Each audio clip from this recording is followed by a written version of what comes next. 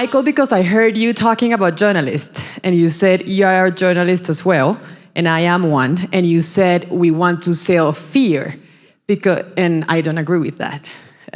And then I wanted to ask you that. Like, why are you saying that because journalists talk about climate change, it's because we want to sell fear to the population?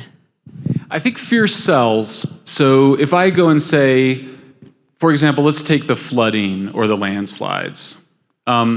So it's raining more in Colombia, but if you point out that, well, you need to improve your flood management system, you have a flood management system. We don't see it most of the time.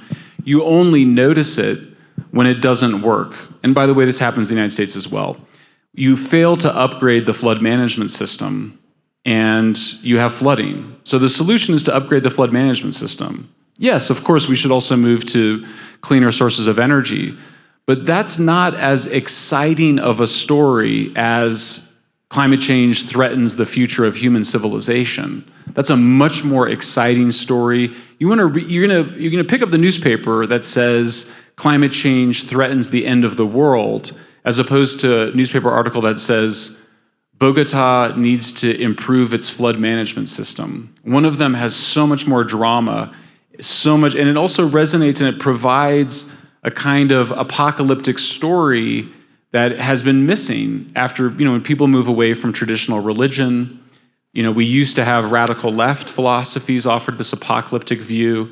So without that, I think journalists they've made climate change apocalyptic when it's obviously not. There's nothing about apocalypse in any of the United Nations reports.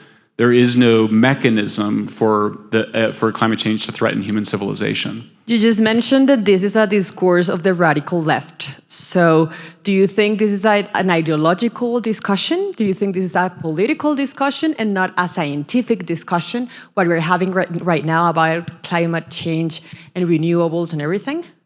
Well, what I'm trying to do is present the science. And most of the time when I present those slides, people have never seen them.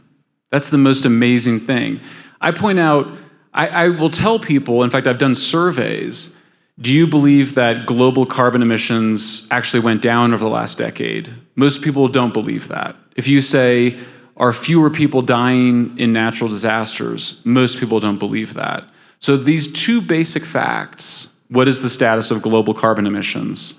Or even if I say, what is happening with carbon emissions in the United States? People think they're going up.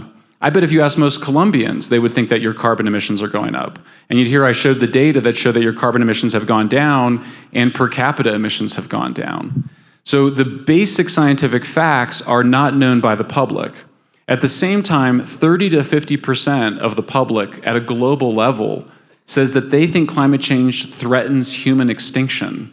That's not in any United Nations report. It might be at some United Nations press conferences, but it's not in any scientific report. There's not even a mechanism for it. So I do think there is science, but it's not being communicated to the public. What is being communicated to the public is a religious discourse. So it's a religious discourse that it comes from a certain type of ideological beliefs, that it's from the left, that's what you believe. Yes, I trace that story back to the post-war era in Apocalypse Never.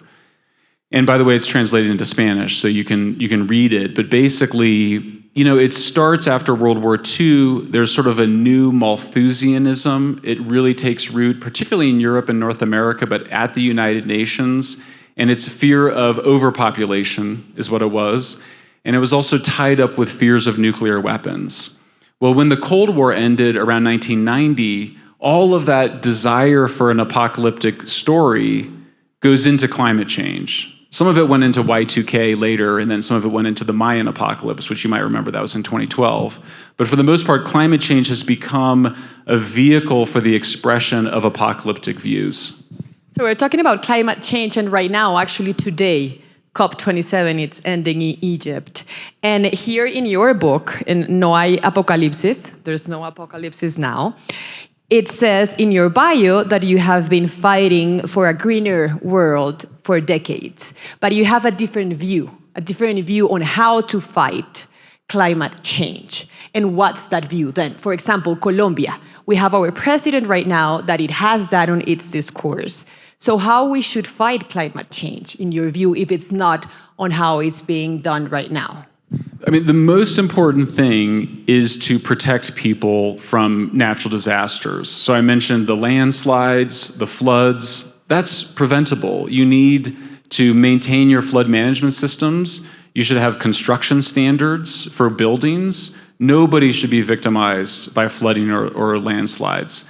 Even if all emissions stopped today, the world would keep getting warmer for several decades, and you would still have rain that threatened flooding and landslides. In terms of energy, my view has been that there's a progress. If you're using wood for your primary fuel, anything is better than that. If you're using coal, see if you can switch to natural gas, because natural gas is so much better, it's so much cleaner, half the carbon emissions, but 99% of the 1% of the mercury and the other toxins that are in coal. And then people ask me, so are you in favor of natural gas? And I always say, I'm in favor of natural gas when it replaces coal, but I've defended nuclear power plants and helped to save and keep nuclear power plants operating in California and around the world because I don't want them to be replaced by natural gas. So people sometimes mischaracterize my views. I do care about climate change. I do want to reduce emissions. I don't think climate change is the most important issue in the world. All else being equal, we should want temperatures to rise less than more. But then how we should make the transitional energy here in Colombia. We don't have nuclear. So that's a discussion that the developed countries and the ones that have nuclear can have. We can't. So we are now discussing how it's going to be that transitional energy. In your view, how it should be done? Well, you say you can't, but every country in the world has a right to nuclear power inscribed in the United Nations agreements of the post-war period. Now, you might say nobody supports nuclear in Colombia, blah, blah, blah, but that can change. It changes. Everywhere that has nuclear power plants was at one point against nuclear power, almost every country. And so certainly Colombia could consider having nuclear power plants. If you were looking for a quick and easy way to reduce carbon emissions, the first thing you would do is you would replace your coal plants. You don't have a lot of them. You have some coal plants that still operate with natural gas. That would instantly have an impact. What about the transportation? Very difficult because your transportation infrastructure, the cars and trucks, all run on diesel and gasoline. So one thing you could do is you could improve the efficiency of those vehicles to burn cleaner, but that's still going to produce carbon emissions. My view, and my views, by the way, they come out of the International Institute of Applied Systems Analysis, which did this research in the 60s and 70s that then were adopted, but then distorted by the IPCC in some ways. But basically, the view is that it's easiest to first decarbonize electricity production because you can replace coal and fossil fuels with natural gas and nuclear. After that, you can replace fossil fuels in heating and cooking. That's going to be easier because you can have electric stoves and electric heaters. And the hardest thing to replace is transportation. And the hardest of transportation to replace is jets, jet fuels. But my view has been, and this is the view that it's not my view, this is a whole tradition, is that it's more likely that we'll go from natural gas to hydrogen than we'll go from natural gas to lithium and nickel batteries, because you're going against physics and you're using too much material. It's too material intensive to go to electric vehicles. So it's much more likely that you'll go to fuel cells. But I think the emphasis on on decarbonizing transportation is misplaced. First, decarbonize the power sector, and then heating and cooking, and then transportation. But then, do you think we have to decarbonize? Do you agree with that? That we have to leave coal and gas behind?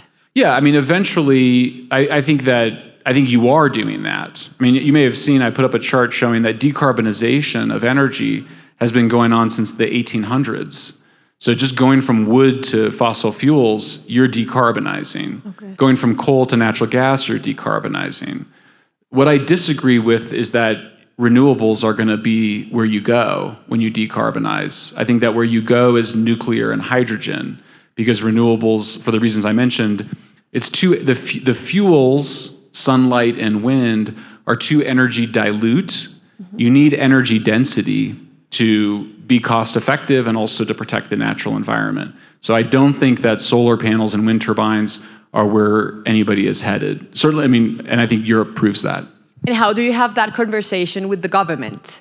I mean, how can you have this conversation that says that the renewables like wind and solar panels are not the answer, when you have a government, not only here in Colombia, but in the world, in most of the countries, that think the other way around, that think we should go renewables? How do you have that conversation when your views are not that popular?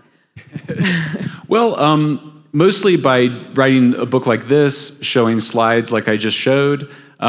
Maybe it's not popular right away, but in California, we just succeeded in keeping our last nuclear power plant online. The governor was going to shut it down. We made the case for it. We had electrical reliability problems, and now nuclear power has majority support. This is in California, which is the birthplace of the anti-nuclear movement. So people change their minds. Even presidents change their minds. I think some people are more dogmatic than others. It takes longer, but people do change their mind when confronted with the evidence. And so, yeah, I mean, for me personally, I'm not interested in just saying, in fact, people sometimes ask me, they say, why is it that you only say controversial things?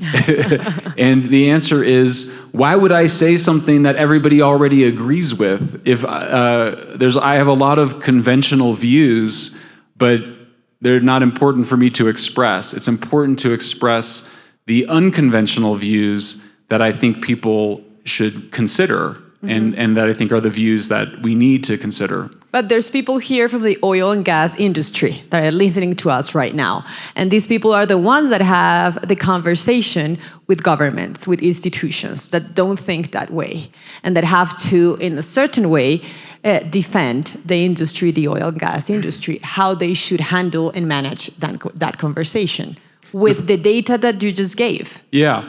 Well, the first thing I would point out is that until there's nobody in Colombia who has to use wood to cook with, then you need to expand natural gas and oil production. That's the highest priority.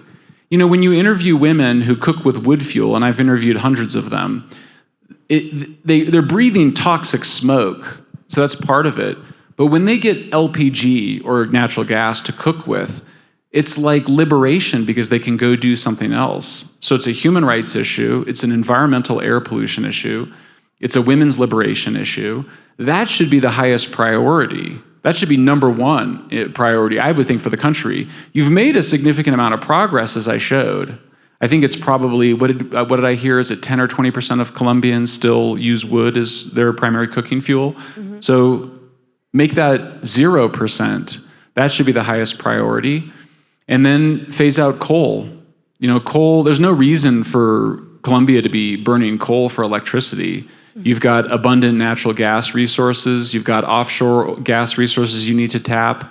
Tap those and figure out how to, you know, pay off the coal guys. Make some sort of, you make agreements over time, and they phase it out, and you phase in gas, and then you're going to make once you close a coal plant and you replace it with a gas plant, you've already very quickly reduced carbon emissions. Let's talk about a very controversial word right now in Colombia, and I think it was in the US as well, and it's fracking and the shale gas. And because the environmental movement here in Colombia is against fracking, and we have a judicial discussion about it right now. So what's your view as a climate change fighter and activist with the fracking and the shale gas?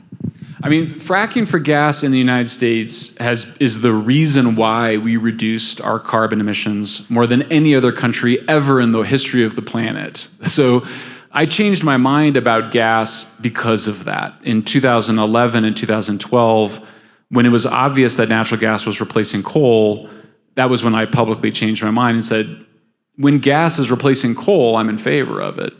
And now, the United States, as you probably know, is different than Colombia and Europe and most other parts of the world in that the people who own the land, they also own the subsurface rights. And so they make money when there's fracking below their homes. That's not the way it is here. And so that's one of the challenges. On the other hand, if you made some agreement where the people who had fracking underneath their homes had some financial benefit from it, you might increase support for it. But just in terms of the environmental impact, fracking is amazing in contrast to coal mining. Coal mining, you have to, well, as you all know, you have to strip out huge parts of the land, you have to dig up huge amounts of coal, there's coal ash that gets created. So in terms of environmental impact, there's no comparison. With fracking, you're just drilling a horizontal well, you're cracking the shale open, the gas and the oil are coming out. From an environmental point of view, much better than coal mining. Now, for the people that have fracking under their homes, there are going to have to be some wells nearby. Colombians may not do it, in which case you may have more success with your gas offshore, where it has fewer impacts. Same problem with wind turbines, by the way. They're much more popular when they're on the ocean than on land. But then with the water, there's also an argument against the shale gas and the fracking that it's the danger that might have with the water supply when you do the fracking in the earth. So with your expertise, is there a risk with the water source when you do fracking or not? Because there's another discussion right now as well. Yeah, I mean, so first of all, obviously anything can be done badly, and so you can do fracking badly and pollute. But we also can do it well. There's actually no case of contaminating water supplies with fracking in the United States by the frack fluids leaking into the water supplies.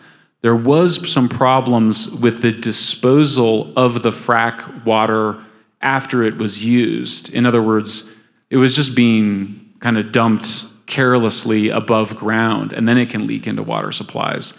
But that we have regulations on that, and we've improved that enormously so that you shoot the water down, you frack it, the dirty water comes out, and then that dirty water has to be disposed of safely. So it's just a matter of environmental regulation. There's no inherent reason with the technology that you can't prevent any water pollution. So if I understand you well, the line, it will be, you agree with shale gas when it replaces coal. Yes. But that shouldn't be the end of the energy transition. The end should be nuclear. That's where everyone should head. That's what you think. Not wind and not solar panels. I mean, I don't think there's ever an end, really. I mean, I'm a little bit of a heretic among heretics, which is that I think that the nuclear that we have now is fine. Mm-hmm. We should do that. But then hundreds of years in the future, I think we'll probably have fusion. People always ask me about fusion. It's like, yeah, we'll probably have it, but some people think you'll have fusion in like a few years or a few decades. I think that's crazy. But I think this idea that humans will sort of have a kind of energy source and then never change is the wrong idea. We should just think of ourselves as needing to make progress. In Africa, if coal is what they need, who would we be to tell poor Africans they can't use coal? That would be wrong. And in fact, what we see is the Europeans going to Africa saying, send us your natural gas, but don't use that gas yourself. You should just use solar panels. I think that's wrong. So my view is that I don't like the way the discourse goes, we're going to make this transition to renewables and then it's all good. Well, actually, no, because first of all, solar panels are replaced every 15 years. There's no waste disposal system for them. That's what I mean by there's magical thinking going on with people. And so there's this idea that energy transition is this one-time thing to some magical new energy source.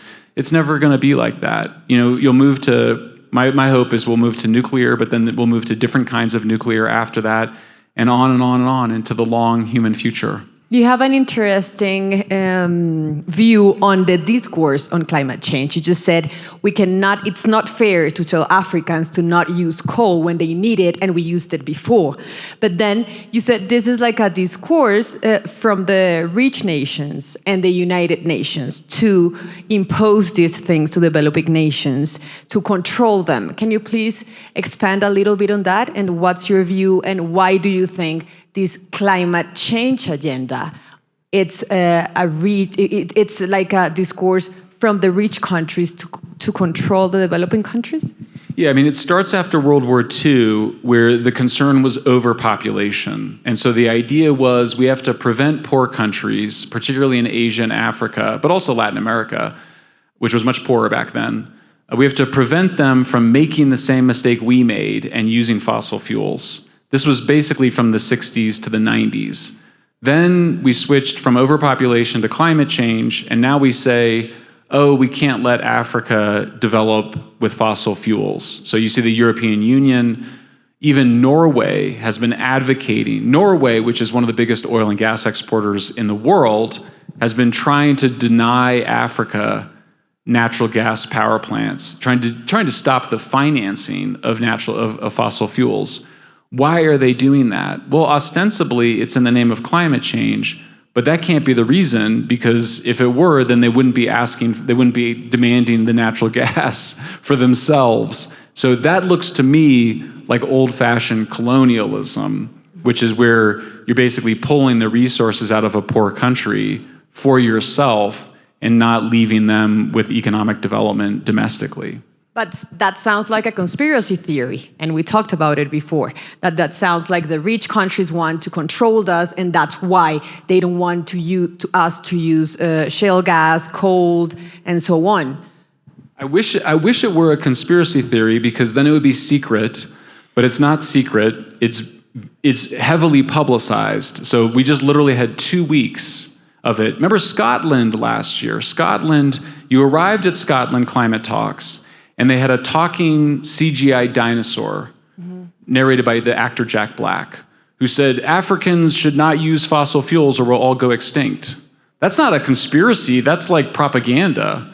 And it's not a theory, it was actually going on. I just wrote an article called Imperialism of the Apocalypse, where I document at length the specific actions that European nations are taking to basically deprive African countries of fossil fuels. I'll give you another example.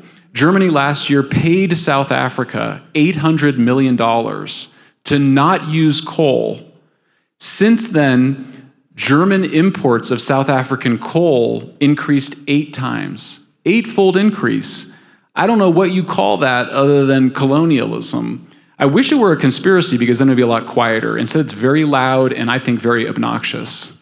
So then, I have to ask this question again, then what should Africa or Latin America or Colombia itself should do? Because we have like very serious scientists and politicians saying we have to do that right now. We have to stop using coal. We have to stop using gas in the near future, because otherwise we are not going to have a planet to live in.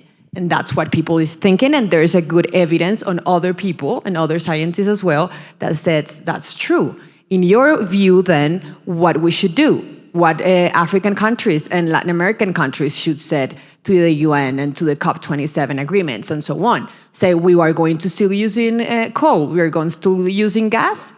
That's what we should say? Well, I think, like I said, I think Colombia, if you have gas, so you should use it. And if you can use it to replace coal, that would be great. But, the United States, the United States is richer than Colombia, and Colombia is richer than South Africa, or at least, and sub-Saharan Africa. So what I don't like is rich countries telling poor countries what they can and can't do. That I have a long history, but I came from the radical left, and the part of me that is loyal to some of that is that I don't like imperialism in general. I think colonialism and imperialism are not something that we should like. So I don't think we should tell Africans what they can and can't do. I think if I were an African advising an African government and the Germans were coming in to say, we want to buy your coal, I would say, that's fine, we'll sell you our coal, and maybe you could help us to build a coal plant. Or you want our natural gas, then you can help us to build a natural gas power plant and gas pipelines. Mm-hmm. That's a partnership of equals rather than a power grab or bullying, which is what I'm seeing. So again, the picture is of progress, of decarbonization, from solids to liquids to gases. That's where we all should go. And so, but I don't like the idea that the United Nations or anybody has the right to go tell poor countries what they can and can't do. You just say that that's where we all go, but do you think Colombia, it has the capability to make that energy transition, that we have the conditions to do it or not? Well, I mean, you've got a very successful oil and gas sector. I haven't analyzed it in depth, but my understanding is that there's potential gas fields off the coast of Colombia that need to be explored and developed. Hugely important. I think it's important for people to get in I think part of the problem is the category. People go fossil fuels, but natural gas is unlike coal. Natural gas, we reduced our carbon emissions because of fossil fuels, particularly because of natural gas. And even the transition from coal to oil, but like on ships and railroads, contributed significantly to decarbonization. So for me, I would make the case that that Colombia needs more natural gas in particular, but certainly the world needs more petroleum. You don't want to become dependent on Venezuela. That's crazy, particularly how crazy Venezuela is. You want to have your own oil and gas, and that if you're looking for, some climate victories, something to feel good about when the president goes to the United Nations and is looking for praise, then phase out your coal plants. It's obvious. Mm-hmm. People that think completely opposite than you said that we don't have time, and that's why we have to act now, and we have to stop using fossil fuels, because the planet can be gone if we don't do something right now. And you just said in one of your answers that climate change, it's not the most important problem that the planet has right now. And it's not the most important problem that we have to address. So then which one is it for you, that it's not, if it's not climate change? Well, so the first thing is, just to address the first question, if you're really in a hurry to reduce emissions, the fastest way to do that is replacing coal with natural gas. We just established the United States reduced its carbon emissions faster than anybody with natural gas. Mm-hmm. It's notable. I don't believe the people who say that, because the people who say, oh, we don't have time, then you ask them, okay, so you're in favor of natural gas? No, I'm against natural gas. Oh, are you in favor of nuclear? No, I'm against nuclear too. So I don't believe them. I think that they're just fear-mongering. I think they're in the grip of an apocalyptic religion. What do I think are the most important environmental problems? The fact that 2 to 3 billion people in the world still use wood as fuel. Terrible for them as individuals. It creates an indoor environmental health disaster. According to the World Health Organization, 6 million people, their lives are shortened every year by outdoor and indoor air pollution. I think 2 to 3 million of those lives are from indoor air pollution. So that's, for me, the biggest. Nobody should be burning wood in the 21st century. That's crazy. Or dung, for that matter. If you go to India, it's a lot of dung. Deforestation. There's no, I'm also opposed to this imperialistic Brazilians and Colombians, and you all should not cut down any trees. That's crazy. We cut down much of our forests in the United States and Europe, so that would be hypocritical. But if you can protect your forests, the way to do that is by having industry and economic growth, which is something that this new government has suggested is a bad thing. If you want to protect the forests, you need jobs in the city so that people don't put the pressure on the forests. And I would say the third thing is that this is really going to sound really weird because nobody ever talks about it, but I'm telling you, a huge issue. We eat too much wild fish. Like, the oceans are this vast ecosystem full of large, beautiful mammals, whales, and other species, and we just eat too much fish. So it always sounds weird because you're talking about these seemingly big issues, but overfishing is one of our biggest environmental problems. And why overfishing? Because we're also listening all the time this agenda against meat and not fish. And why? Can you expand a little bit on that? Well, because so first of all, there's a good alternative to wild fish, which is farmed fish. You can do it badly, but you can do it well, and there's now better land-based aquaculture that you can use. Meat production is a big deal because meat uses 1/4 of so humans use about half the ice-free surface of the land on Earth, not counting the oceans. Of that half, a full half is just for meat production. So from a land use perspective, in terms of endangered species, like when you go around the world and you look at endangered species and why they're being threatened, a lot of the time they're being threatened by cattle ranches. So traditionally here in the Amazon too, right? The expansion of cattle ranching into the forest is a big driver of deforestation. Mm-hmm. So I share that concern. Mm-hmm. The solution for that, though, is you just produce more meat on less land. Mm-hmm. You can have 100 head of cattle on a hectare, or you can have 1 head of cattle. So you just concentrate more meat production on less land. I don't think you need to be vegetarian. The climate benefits are wildly overstated of going vegetarian, and no one's ever figured out how to do a proper marketing campaign to make people vegetarian. People mostly want to eat meat. Mm-hmm. So then that's with the meat industry, but what we should do with the fish industry? Because you said that's one of the main problems that concerns you even more, that climate change. Yeah, aquaculture is amazing. So we're getting now land-based salmon production that's very clean, and the water has good filtration systems, but it's the fish are genetically modified, and so it's been opposed by so-called environmentalists. That's one of the problems with it. It's a high-tech solution to reducing wild fish consumption, but you've got to overcome the taboo against genetic modification of salmon. When we were knowing each other before this conversation, my first question to you, Mr. Shellenberger, was if you were a climate change denier. And you asked me, what do I think? And I asked you, I want you to reply. I want you to answer. So I want to end this conversation, and I don't know if someone in the public wants to ask you a question. We have a few minutes left, and I think maybe it could be interesting if someone has a question for you. Are you a climate change denier or not? What is a climate change denier?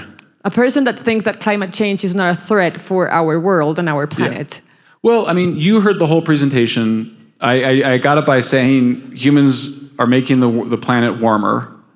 So it would seem like that in the first 15 seconds of my talk would have answered the question.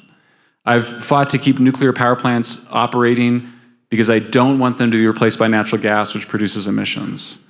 But I think the people who use that label, what they mean is something different. Mm-hmm. What they mean is that anybody who denies that climate change is a catastrophic or apocalyptic threat to humans is a climate change denier. And I think it's a gross kind of character assassination. You know, the word climate change denier the idea was to invoke Holocaust denier. That was why that term was used. So if I'm giving a long answer to your question, it's because I don't care for that framing, and I want to object to it, and also just point out the ways in which I think this conversation around climate change has become kind of religious. I mean, even the language of denial is a language that came out of you denying the existence of God and you being a heretic and you denying that Jesus is God's son. This is the language, of the church. It's the language of a church of the Inquisition, of people that are trying to persecute people with heretical ideas. And I object to it, and that's part of the reason I wrote Apocalypse Never. This is the book in Spanish that, thank you for giving it to me. I don't know if there's someone in the public that has any question for Mrs. Shellenberger, and if there's not, yes, there's a question right there. I knew there were people that had questions because your discourse is very different from what we have heard. Thank you for taking my question. And a comment also, I really like the fact that you are like a Scott Tinker, who is a good friend of mine. I don't know if you know him, Switch Alliance, who's also doing an amazing job of putting the data out there and, putting data. And I think the comment is, what are your thoughts on his views about food, right? Because he also is now taking the food into the equation. So you mentioned many things, but he also pointed out, that as human beings, right? And consuming food, we are actually increasing emissions and creating quite a bit of a problem. And then are you going to terminate with the food industry because, we need to then cut emissions? And I would like to get your view on that, because I think it's in line with some of the comments that you made about other topics related to this conversation. Sure. Yeah, so I mean, I think there's part of the discourse that I object to is this idea that there's some emissions from the food industry, there's emissions from the clothing industry, you can kind of go, the computer industry. That's not the right way to think about it. I think the right way to think about it is that we have sources of electricity that all the industries use. I don't think Apple Computer should have a decarbonization policy. I think the United States should have a decarbonization policy. I don't think that the food industry should have a climate change policy.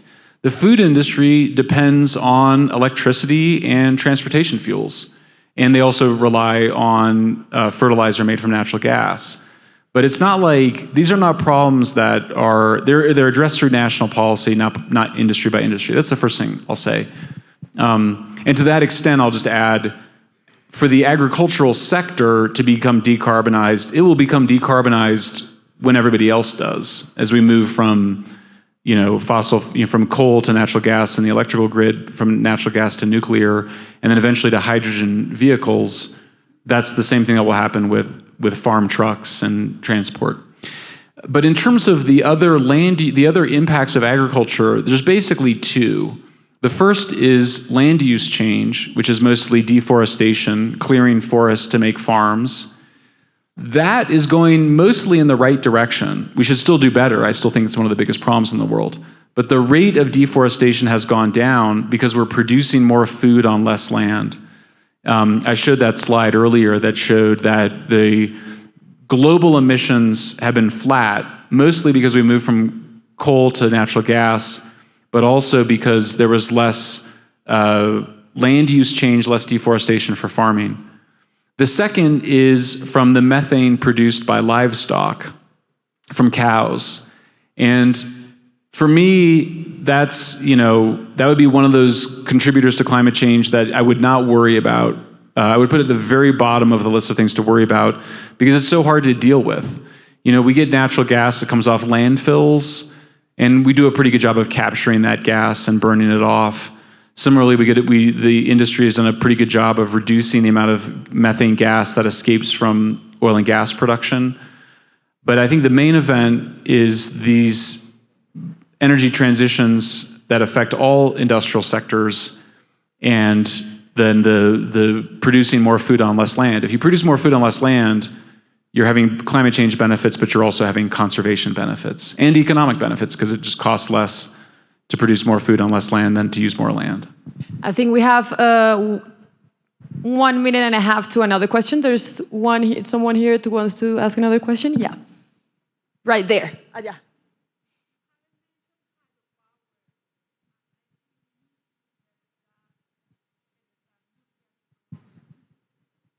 Yeah, she asked about what about hydroelectricity? I did mention at the beginning, you might remember when I showed those slides, obviously Colombia gets, 70 to 80% of your electricity from hydro.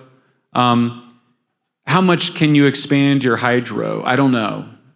A lot? Some? There's always consequences. We really know how to develop hydropower, and I think it's better than nuclear because I don't think we have the meaning and we have know-how and the manage of the whole nuclear business. But we can expand a lot of hydropower better than the other energy, better than the wind and the solar. So it's that. I mean, in some ways, this is a decision. It's just you decide.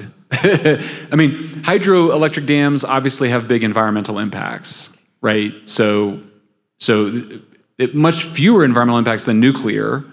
They're a lot less scary than nuclear because nuclear is new and it's been has all sorts of associations that hydropower doesn't have. But what I was struck when I looked at those graphs is that your hydroelectric generation first of all, it's highly variable. It is variable because it depends on how much rain you get. And so that is something to keep in consideration. You may remember, was it a couple of years ago where Brazil had a very dry season and it had to import a lot of liquefied natural gas? So just keep in mind, you can become very dependent on hydro, but if you go into some drought years, you're then going to have a huge, you're going to have to import a lot of fuel or burn more coal or something. So even hydro is still somewhat weather dependent and obviously has environmental impacts. But again, like for sure, if you did a poll of the public in Colombia, support for hydroelectricity would probably be very high and support for nuclear at this point would be very low. Well, Michael, how do you pronounce your last name? Shellenberger. Shellenberger. So Michael Shellenberger, it was great talking to you. Thank you so much for coming to Colombia. And muchas gracias a todos por su atención en medio de esta conversación. Thank you very much. Muchas gracias.